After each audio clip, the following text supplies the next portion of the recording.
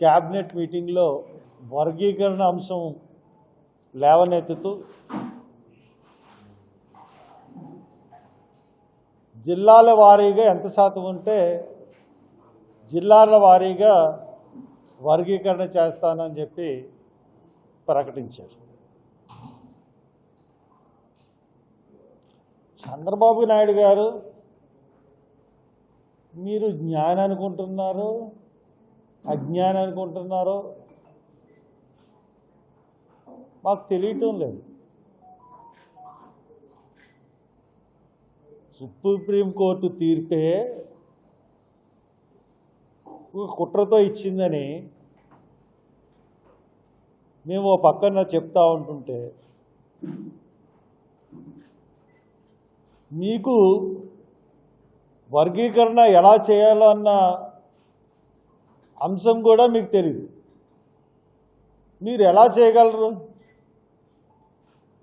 ఈ వర్గీకరణ రాష్ట్రాలకి అధికారం ఇచ్చింది సుప్రీంకోర్టు. ఎలా చేయగలరు మీరు? 341 ఆర్టికల్ సవరణ లేకుండా రాజ్యాంగం అవదది. 341 ఆర్టికల్ సవరణ లేకుండా వర్గీకరణ అన్నది సాధ్యం కాదు. 341 ఆర్టికల్ని బైపాస్ చేసి వర్గీకరణ చేస్తానంటే కుదరదు. దాన్నే కుదరదు అంటూ ఉంటుంటే ఇప్పుడు వర్గీకరణ సవరణ చేయాలంటే ఆర్టికల్ 341 సవరణ చేయాలంటే రాజ్యాంగ సవరణ కావాలి. రాజ్యాంగ సవరణ కావాలంటే 2/3 మెజారిటీ కావాలి. 2/3 మెజారిటీ బీజేపీకి లేదు. బీజేపీ కాంగ్రెస్ కలిసిన 2/3 మెజారిటీ ఉండదు. ఓ పక్క నితీష్ పస్వాన్, మాయావతి, మమతా బెనర్జీ, యూపీ అన్ని రాష్ట్రాల్లో వ్యతిరేకిస్తూ ఉంటుంటే రాజ్యాంగ సవరణ రాదు కాబట్టి చేయలేం కాబట్టి ఒక కుట్రతో ఈ తీర్పుని సుప్రీంకోర్టు చేత మోడీ చంద్రబాబు నాయుడు కలిపి ఇప్పించారు. ఇప్పించి ఆ తీర్పులో కూడా చాలా క్లారిటీగా ఇచ్చారు తీర్పు. వర్గీకరణ, క్రిమిలేయరు ఈ అంశాలన్నీ చూసుకున్నట్లయితే వర్గీకరణ అంటే రిజర్వేషన్లను క్రమేపీ ఎత్తేసేటట్లుగా ఆ తీర్పు ఉంది. దీంట్లో క్రిమిలేయర్ అంశం, తక్కిన అంశాలన్నీ కూడా కేంద్రం గుప్పిట్లో పెట్టుకుని ఒక్క వర్గీకరణ మట్టుకే రాష్ట్రాలకి అధికారాలు ఇస్తున్నట్టుగా ఈ తీర్పులో పేర్కొనబడింది. 341 ఆర్టికల్ అమెండ్ చేయకుండా వర్గీకరణ చెల్లదని బేలా త్రివేది మేడం గారు ఖచ్చితంగా చెప్పారు. 341 సవరణ చేయకుండా దాన్ని బైపాస్ చేసి రాష్ట్రాలకి సుప్రీంకోర్టు ఎలా అధికారాలు కట్టబెడుతుందో నాకైతే అర్థం అవట్లేదు. ఏ రాష్ట్రమైనా కేంద్రమైనా రాజ్యాంగానికి అనుబడి మాత్రమే చట్టాలు చేయగలదు. అది రాజ్యాంగ సవరణ వల్ల మాత్రమే అవుతుంది. అది దృష్టిలో పెట్టుకోమని చెప్తూ కొంత జ్ఞానిలా మాట్లాడండి, ముఖ్యమంత్రిలా మాట్లాడండి, కానీ ఒక అబద్ధాన్ని నిజం చెప్తున్నాడు. హైదరాబాద్ నేనే కట్టాను, నిజాం కట్టలేదు, హైదరాబాద్ రోడ్లు నేనే వేసాను. ఇటువంటి మాటలు విని విని విని ప్రజలు విసిగిపోయారు. మొన్న గెలుపు మీ గొప్పతనం కాదు, జగన్ మీద వ్యతిరేకత.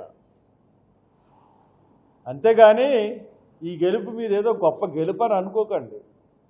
అతను చేసిన పనుల వల్ల ప్రజలు విసిగిపోయి ఇచ్చిన గెలుపు. మీరేదో ఓడబడిచేస్తారని కాదు. కాబట్టి పోనీ మొన్న ఒక ప్రాజెక్ట్ అనౌన్స్ చేశారు. ఆ ప్రాజెక్టు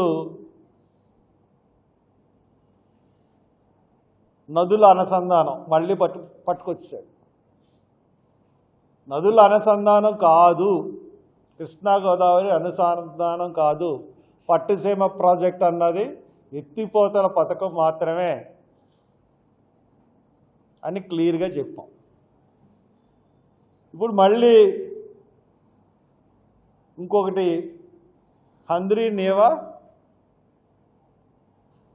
కావేరు 25,000 కోట్లు అంట. మన పేపర్లో చూశాను నేను.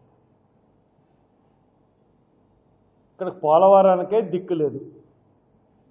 మళ్ళీ ఇంకో కొత్త ప్రాజెక్ట్ అనౌన్స్ చేసి రైతుల పేరు చెప్పి భూములకి నీళ్ళు ఇస్తాం, సాగునీరు ఇస్తామని చెప్పి రైతులను మోసం చేసి మళ్ళీ కమిషన్ రూపంలో డబ్బులు కొట్టేయాలని మళ్ళీ ప్రయత్నం మొదలుపెట్టేశాడు చంద్రబాబు. మనకి క్లియర్గా కనబడుతుంది. అతను ఏ పని చేసినా అతని కమిషన్లు చంద్రబాబు తప్పితే ఇంకో చంద్రబాబు కాదు. ఇంకా పోలవరం సబ్జెక్టులో పోలవరం ఎలా కట్టాలో మీ ప్రభుత్వానికి ఇప్పటివరకు అవగాహన లేదు. నువ్వు పోలవరం కట్టడం వల్ల డయాఫ్రామ్ కట్టుకుపోయింది. ఎందువల్లంటే నిబంధనల్ని అనుసరించకుండా సెంట్రల్ గ్రౌండ్ వాటర్ నిబంధనలు కానీ డ్యామ్ ప్రొటెక్షన్ నిబంధనలు కానీ అనుసరించకుండా డబుల్ డయాఫ్రామ్ వాళ్ళు కట్టకుండా సింగిల్ డయాఫ్రామ్ వాళ్ళు సీతాపతిరావు అన్నాక ఒక మహామేధావి చెప్పినట్టు నడుచుకుని సింగిల్ డయాఫ్రామ్ వాళ్ళు కట్టి ఆ కట్టింది కూడా గట్టి రాతి అడుగు పొరల్లోకి వెళ్లకుండా పైపైన పునాది వేయడం వల్ల డయాఫ్రామ్ వాళ్ళు కొట్టుకుపోయింది. జగన్ గారు అనవసరమైన గైడ్ బండిని కట్టి అది కుంగిపోయేటట్టుగా అది చేశారు. అదే 82 కోట్లు. ఈ డయాఫ్రామ్ వాళ్ళు ఎంత కట్టారు, ఎంత కట్టాడు, ఎంత సమయం కట్టాడు, ఏం కట్టాడు అని డీటెయిల్స్ లేవు. అసలు ఈ డయాఫ్రామ్ వాళ్ళు కట్టడానికి ఎంత ఖర్చు అయింది, ఏ కంపెనీ కట్టయింది, ఎవరి హయాంలో కట్టారు, ఇది కొట్టుకుపోవడం వల్ల ఎంత నష్టం జరిగింది, ఆ నష్టం ఎవరు పూరిస్తారు?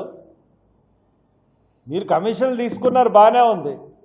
మరి నష్టం ప్రజలకు జరిగిన నష్టం ప్రజాధనం ఎవరు పూరిస్తారు? కట్టిన కంపెనీలు ఎల్ఎన్టీ కానీ మీరు కానీ లేకపోతే నవయుగ కన్స్ట్రక్షన్స్ కానీ మీరు పూరించాలి నష్టాన్ని. అలాగే ఆర్ఆర్ఎన్ ప్యాక్ ఇవ్వకుండా నిర్వాసితులకి వాళ్ళ కోరికలను తీర్చకుండా నిర్వాసితులకి భూమి కేటాయించకుండా గృహాలు కట్టించకుండా అసలు పోలవరాన్ని ముందుకు ఎలా తీసుకెళ్ళగలుగుతారు మీరు? రెండూ శుద్ధ తప్పులే. కాబట్టి మీరు ఇంకా ఈ ప్రాజెక్టుల పేరున డబ్బులు కమిషన్లు దొబ్బడం మానేయండి. కట్టాల్సి వస్తే పోలవరం మళ్ళీ కట్టడం మొదలు పెడితే ముందు దొంగలు, డయాఫ్రామ్ వాళ్ళు కట్టిన దొంగలు, అలాగే పోలవరం నిర్మాణంలో లోపభూయష్టి నిర్మాణాలు చేసిన సంస్థలు వాళ్ళ దగ్గర నుంచి కాంపన్సేషన్ అన్నది రాబట్టి దాని తర్వాతే మొదలు పెట్టాలి. అలాగే నిర్వాసితులకు ఆర్ఆర్ఎన్ ప్యాకేజ్ ఇచ్చిన తర్వాతే మొదలు పెట్టాలి. ముందు దొంగని పట్టుకోకుండా మళ్ళీ కట్టేస్తామంటే కుదరదు. నా ప్రెస్ మీట్లకి మీరు సమాధానం చెప్పలేరు, మీ మినిస్టర్లు చెప్పలేరు, మీరు చెప్పలేరు. ఎందుకంటే దోచుకు తినేశారు పోలవరాన్ని చంద్రబాబు నాయుడు. అది ఎలా దోసుకు తిన్నాడో జగన్కి తెలియక బయట పెట్టలేదు అంతే. ఇకపోతే ఎలక్షన్ టైంలో రాష్ట్రాన్ని కానీ దేశాన్ని కానీ కుదిపేసిన విషయం విశాఖపట్నం తీరంలో డ్రగ్స్. నేను ప్రతి ప్రెస్ మీట్లోనూ చెప్తున్నాను డ్రగ్స్ గురించి, మళ్ళీ ఈ రోజున చెప్తా ఉన్నాను డ్రగ్స్ గురించి. 25,000 కేజీల డ్రగ్స్ పట్టుబడినవి. కొకైను 25,000 కేజీల కొకైను దీంట్లో ఉందని సిబిఐ ప్రకటించిన తర్వాత ఇది జగన్కి సంబంధించిన దోపిడీ అని తెలుగుదేశం వాళ్ళు, తెలుగుదేశానికి చంద్రబాబు నాయుడికి పురంధేశ్వరికి సంబంధించిన విషయం అని చెప్పి వైసీపీ వాళ్ళు ప్రకటించారు. ఇది సిబిఐ పట్టుకోలేదు, ఇంటర్పోల్ అందించిన న్యూస్తో బ్రెజిల్ నుంచి వచ్చిన నౌక నుంచి ఇది పట్టుకోవడం జరిగింది. దాన్ని సీజ్ చేశామన్నారు. అది ఏమైంది? ఈ రోజున ఇన్ని వార్తా సంస్థలు ఉన్నాయి. ఏబిఎన్ ఉంది, TV9 ఉంది, ఈటీవీ ఉంది, లేకపోతే 10 TV ఉంది, ఇంకా TV5 ఉంది. ఎందుకు మాట్లాడరు? ఆ రోజున గగ్గోలు పెట్టారు కదా, వీళ్ళ మీద వాళ్ళ మీద వాళ్ళని. మీరు ఎందుకు మాట్లాడలేదు? మా ఛానల్ అత్యుత్తమైన ఛానల్, మీ ఛానల్ ద్వారా నిజాలు బయటకు తీస్తామంటున్నారు. నోరులు ఎందుకు పెదపట్లేదు ఛానళ్ళు? మోడీ ఏమన్నా డబ్బులు ఇచ్చాడా మీ ఛానళ్ళకి? ఆ 25,000 కేజీలు అంటే 50,000 కోట్లు పైమాట అని చెప్తున్న సందర్భంలో అదంతా ఏమైంది? ఎలక్షన్లో ఎక్కడ తీసుకెళ్లారు? ఎలా అమ్మారు? ఏ దేశాలకు వచ్చేశారు? ఇవన్నీ తెలుసుకోవడం మాకు ఇష్టం, మాకు హక్కు ఉంది కదా ప్రజలకి. ఎందుకు సిబిఐ మౌనం వహిస్తుంది? చంద్రబాబు నాయుడు సీఎం ఎక్కి జగన్ మీద మరి ప్రతిపక్షంలో ఉన్నప్పుడు ఆరోపించిన చంద్రబాబు ఎందుకు బయట పెట్టట్లేదు? చంద్రబాబుకు సంబంధం ఉందా? కాబట్టి ఈ విషయం మీద మౌనం విడనాడాలి, సిబిఐ మౌనం విడనాడాలి, ఇంటర్పోల్ మౌనం విడనాడాలి, అట్లాగే ప్రైమ్ మినిస్టర్ ఆఫీస్ మౌనం విడనాడాలి, స్టేట్ గవర్నమెంట్ మౌనం విడనాడాలి. లేదంటే ఇది ఖచ్చితంగా మోడీకి ఆదానికి సంబంధించిందిగానే ప్రజలు భావిస్తారని చెప్పి నేను తెలియపరుస్తూ ఉన్నాను. అండ్ దెన్ ఇంకో చిన్న సంఘటన ఏంటంటే, నిన్న అర్ధరాత్రి అక్కడ విజయవాడలో అంబేద్కర్ విగ్రహం దగ్గర చీకటి మాటలో ఒక అక్షరాలని పాడు చేశారు. జగన్మోహన్ రెడ్డి ఉన్న అక్షరాలని. అంటే చంద్రబాబు నాయుడు మేము కక్ష తీర్చుకోం, పాడు చెయ్యం అని చెప్పి అధికారంలోకి వచ్చి అతను చర్యలన్నీ కూడా కక్షపూరితమైన చర్యలే చేస్తూ ఉన్నాడు. వైసీపీ మనుషుల్ని టార్గెట్గా చేసుకుని కేసులను తారుమారు చేసి వైసీపీ కార్యకర్తలని టార్గెట్ చేసి అతను న్యాయమైన కేసులు అతని హయాంలో హిందూపూర్లో ఒక కాంగ్రెస్ ఎన్ఎస్ఏ లీడర్ చనిపోయి మే 29న చనిపోయాడు. నేను హోమ్ మినిస్టర్తో మాట్లాడాను. ఇప్పటి వరకు అతను హైకోర్టులో యాంటిసిపేటరీ బెయిల్ వేస్తే హైకోర్టు యాంటిసిపేటరీ బెయిల్ని కొట్టేసింది. అయినా డీజీపీకి సిగ్గులేదు. ఏదో కబుర్లు చెప్పిన ఏమయ్య చంద్రబాబు నీకు అసలు బుద్ధి ఉందా అని అడుగుతున్నాను. నువ్వు ఏదో కబుర్లు చెప్పావు కదా దళితుల మంది దాడులని. ఏందయ్యా ఇప్పటి వరకు పట్టుకోలేదు? హోమ్ మినిస్టర్తో మాట్లాడాను, ఆమె చర్య తీసుకోలేదు. ఏంటిది? ఇప్పుడు దాకా దోషులను అరెస్ట్ చేయకుండా ఉండి మీరు ఏదో కబుర్లు చెప్తున్నారేంటి? ఇది మంచి పద్ధతి కాదు ఇది. అలాగే ఇప్పుడు ఆ విగ్రహం దగ్గర ఉన్న అక్షరాలను ఎవరు తీసేశారు? మీకు అక్షరాలు ఇష్టం లేకపోతే పబ్లిక్గా అనౌన్స్ చేసి ఈ అక్షరాలు పెద్దగా ఉన్నాయి, దీన్ని మేము మారుస్తున్నాం, ఇది దానికి తగ్గట్టుగా లేవని చెప్పి చేయండి. అంతేగాని చీకటిపాటు వ్యవహారాలు మీకెందుకు? ఆ రోజున ప్రజావేదిక పట్టపగలు కూల్చేశాడు గవర్నమెంట్కి వ్యతిరేకంగా ఉన్నది. అలాగే మీరు పట్టపగలు ఆ యొక్క అక్షరాలు తప్పుడుగా రాసుకున్నాడు జగన్మోహన్ రెడ్డి అని తీసేయండి. ఈ దొంగ ముసుగులో గుద్దులాట్లు ఏంటిది? సిగ్గు అనేది ఉండాలి తెలుగుదేశం ప్రభుత్వానికి. ఇంకోటి సబ్జెక్ట్ ఏంటంటే మన జిల్లాకు సంబంధించిన సబ్జెక్టు, అత్యంత సీనియర్ శాసనసభ్యుడు ఎవరంటే మన అందరికీ తెలుసు, పెద్ద ఆయన. మనం పెద్ద ఆయన అనుకుంటాం. ఆ పెద్ద ఆయన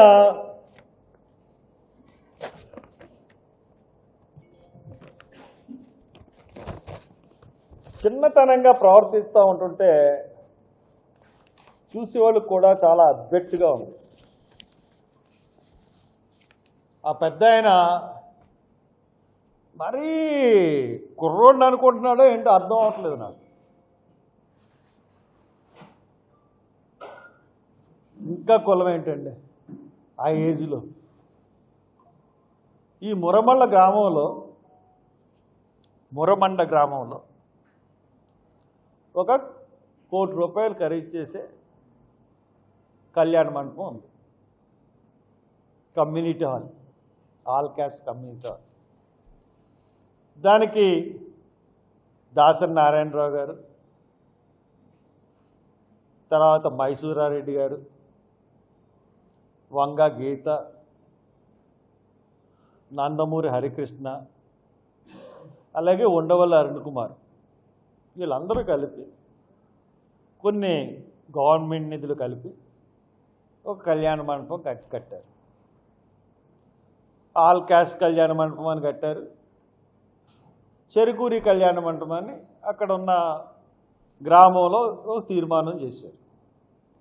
తీర్మానం చేస్తే ఆ కళ్యాణ మండపం అందరికీ చెందాలి, అందరికీ చెందుతుందని జిల్లా ఆఫీసర్లు అందరూ కూడా ఆ కళ్యాణ మండపం బాధ్యతల్ని పంచాయతీ ఆఫీస్కి అప్పచెప్పారు.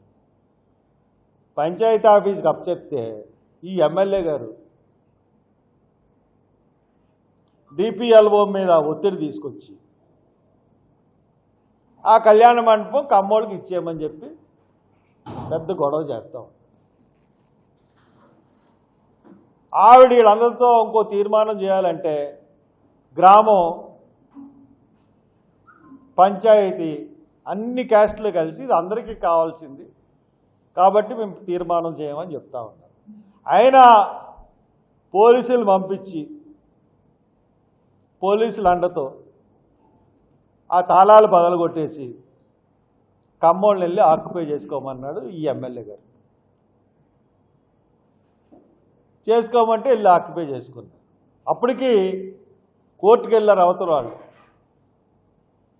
పంచాయతీకి హక్కు లేదు, మాదే హక్కు అని. కోర్టు కొట్టేసింది, పంచాయతీ హక్కు అని చెప్పింది. అయినా కానీ ఆ తీర్పుని అమలు చేయకుండా ఈ ఎమ్మెల్యే గారు, ఎంతమంది నెగ్గించారు నిన్ను? ఇన్నిసార్లు నెగ్గామంటే అన్ని వర్గాల ప్రజలు ఓట్లు వేస్తేనే కదా 7వ సారో 8వ సారో నెగ్గావు నువ్వు. సిగ్గులేదా నీకు? అలా చేస్తూ ఉన్నాడు. పోనీ అదే ఊరిలో కమ్మాళ్ళకి ఇంకో కళ్యాణ మండపం ఉంది, వాళ్ళ పేరు మీదే ఇంకో కళ్యాణ మండపం ఉంది. ఈ కళ్యాణ మండపం కూడా వాళ్ళకే కావాలంట. ఇది ఎంత సబబు, ఎంత అసబబం అండి. కాబట్టి నేను అధికారుల్ని కలెక్టర్ గారికి చెప్తా ఉన్నాను, నేను అక్కడికి వెళ్ళానంటే లా అండ్ ఆర్డర్ సమస్య వస్తుంది, మర్యాదగా పంచాయతీకి అప్పచెప్పేయండి, కోర్టు ఏదైతే చెప్పిందో తీర్పుని అమలుపరచండి, తాళాలు పంచాయతీకి అప్పచెప్పేయండి, లేదంటే తీవ్రమైన పరిణామాలు ఉంటాయని తెలియజేస్తూ, ఇంకొక విషయం, రేపు 10వ తారీఖున విజయవాడలో ఎస్సీ వర్గీకరణ వ్యతిరేక పోరాట సమితి ఆధ్వర్యంలో విజయవాడలో 1 గంటకి మీటింగు జరగబోతుంది, 2ంటికి. అందరూ దానికి అటెండ్ అవ్వండి. లీడర్స్ అందరూ అటెండ్ అయితే అక్కడ ఈ వర్గీకరణ భవిష్యత్ కార్యక్రమం గురించి చర్చిద్దాం.